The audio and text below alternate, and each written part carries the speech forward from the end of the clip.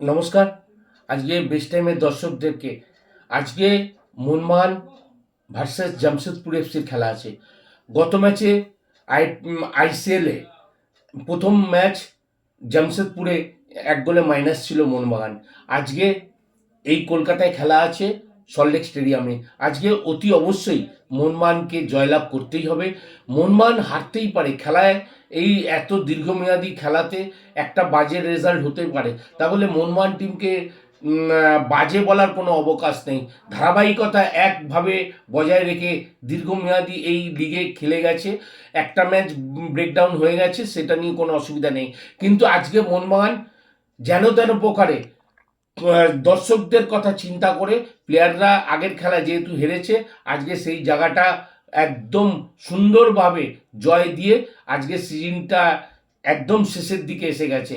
যেহেতু আইএসএল এর এটা নকআউট পর্যায়ের খেলা, আজকে জয়লাভ করলেই মোহনবাগান ফাইনাল খেলতে পারবে, এরকম একটা পরিস্থিতি।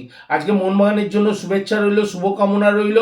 আমরা ভগবানের কাছে প্রার্থনা করছি বাংলার টিম হিসেবে যাতে মোহনবাগান এইটাতেও ফাইনালে উঠে চ্যাম্পিয়নশিপ ফাইট করে জয়লাভ করতে পারে।